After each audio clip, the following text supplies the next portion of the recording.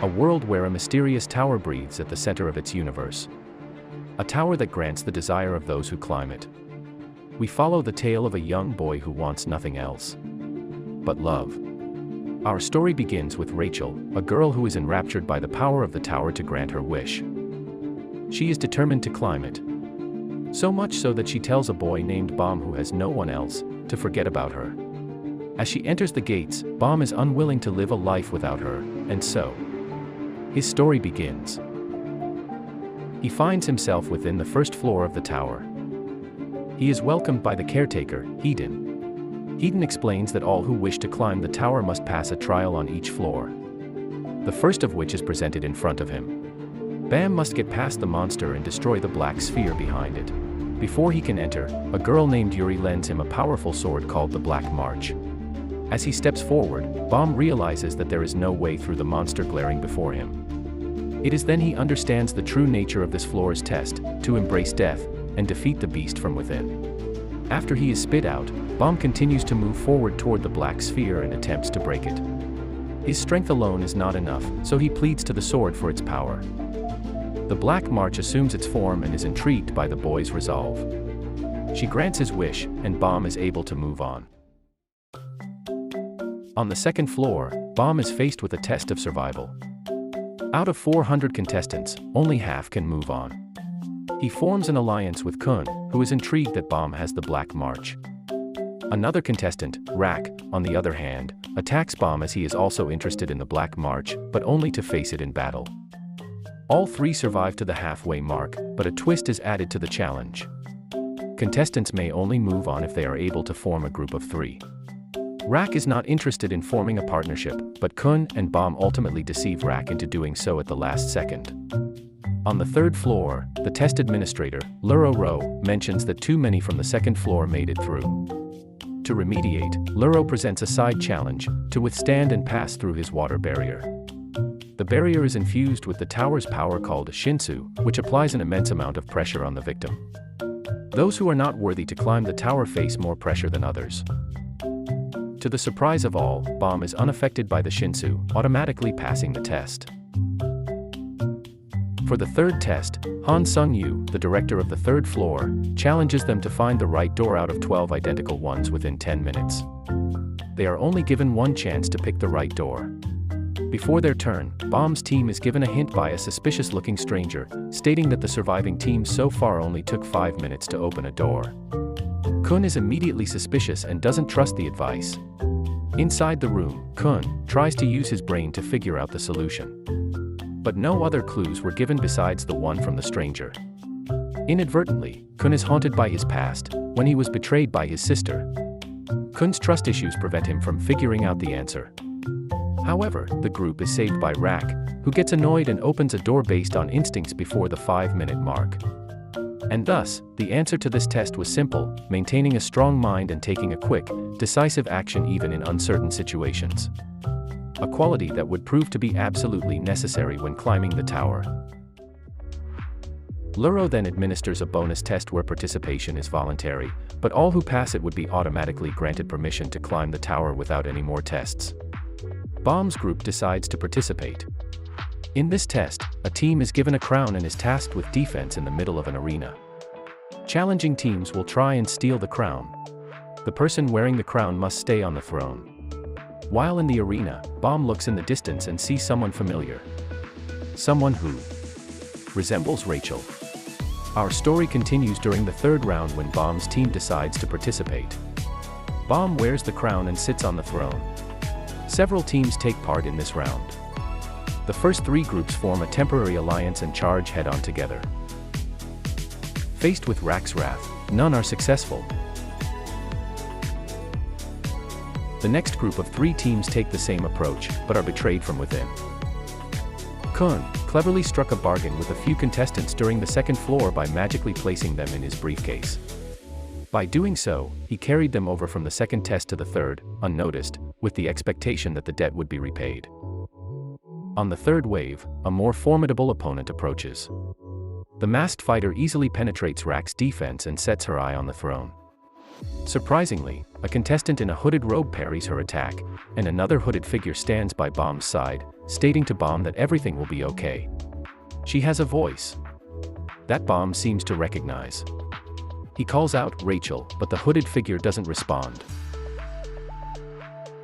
As the fight continues, the masked fighter finds an opening to charge at the throne. A hit on the hooded figure reveals her identity. Bomb shouts out, "Rachel," as he dashes off the throne and loses his crown. He covers for her and takes a blow on the back of his head. The masked fighter approaches, when suddenly, a burst of light streams out of Bomb. The test administrators are surprised at what they witnessed. They have seen some who are strong with the Shinsu force, but they have not seen anyone become one with the Shinsu, like Bomb just did. They wonder if Bomb is a threat to the tower. A few days have passed since the crown event. Bomb has been in a coma since. Before he wakes, Rachel asks Kun to lie to Bomb that Rachel was never there, saying that they would become a burden to each other. Kun quickly realizes that she doesn't really care about Bomb. He agrees to her request. Not to help her, but to protect Bomb. After Bomb reawakens, Kun follows through on his promise with Rachel. Bomb immediately sees through the bluff. He asks to himself, "Why can't I be by your side?" He ponders whether or not he should approach her, but decides to give her space for now. The fourth test begins. Each contestant is given a separate challenge that's based on their skill set and must get a passing grade in the class assigned. Because of his strong affinity with Shinsu, Bomb is given the challenge of Wave Controller, one who uses Shinsu to control the wave of battle. During the next several days, all contestants work hard to pass their class. Bomb continues to respect Rachel's decision to distance herself, but in return, spends the time effectively, training in the art of mastering Shinsu while making friends along the way. Meanwhile, Rachel spends her days in isolation to keep her distance from Bomb. By the end of the testing time frame, only 2 contestants were able to pass. Consequently, the administrators present the final test. Participants will play a variant game of tag. There are 2 teams. Each team is required to steal the other team's badge or reach the end of the labyrinth. As the event begins, a surprising turn of events unfold. Betrayal. Deception. Murder. These become the themes that we witness from both teams. As only a top few would be chosen to climb the tower, contestants are incentivized to eliminate the competition as this would be the final event. In the chaos, all Bomb can think about is keeping Rachel safe. When he finds her, Bomb sees one of his friends, Ho, with a knife at Rachel's throat. As Rachel attempts to escape, Ho drives the knife into Rachel's back. Bomb uses Shinsu to paralyze Ho and runs to Rachel. As she is bleeding out, Rachel asks why he followed her, before she faints. He turns to Ho and asks why he did this. Ho responds saying that he was told that he could climb the tower if he eliminates Rachel and Bomb. But he adds that it wasn't the real reason. "The tower chose you," he says. "I am weak. I already lost everything before I started climbing the tower. I couldn't protect anyone. No. The real reason is because you are strong. And I hate you." With those words, Ho takes the knife beside him and drives it through his chest.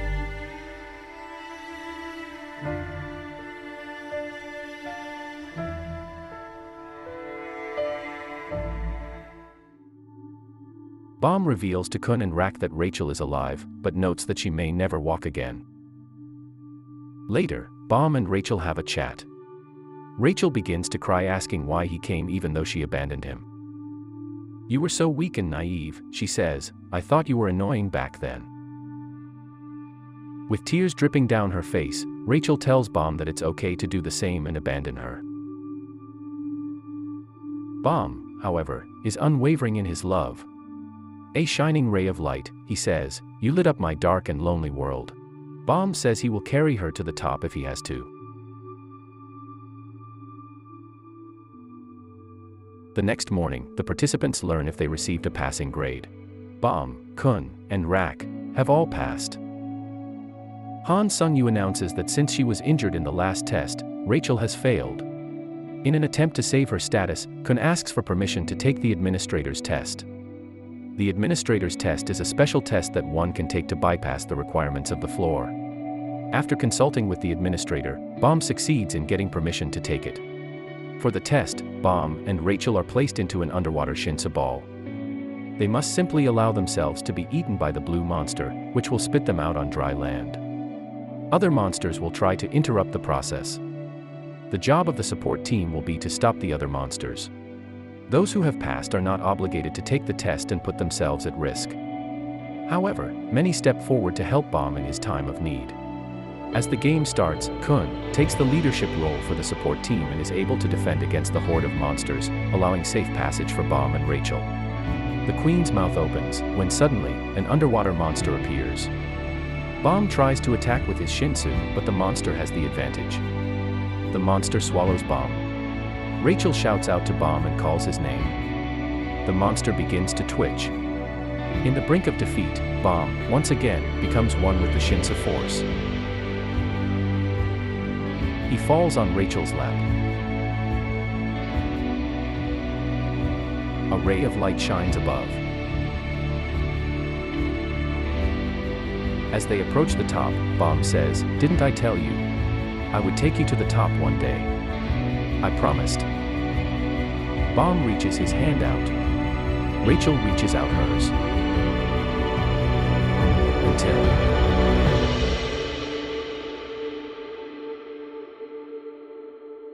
Thanks for making it to the end. Please make sure to like and subscribe for more content like this. Comment down below if you'd like to know more about this story. See you in the next video.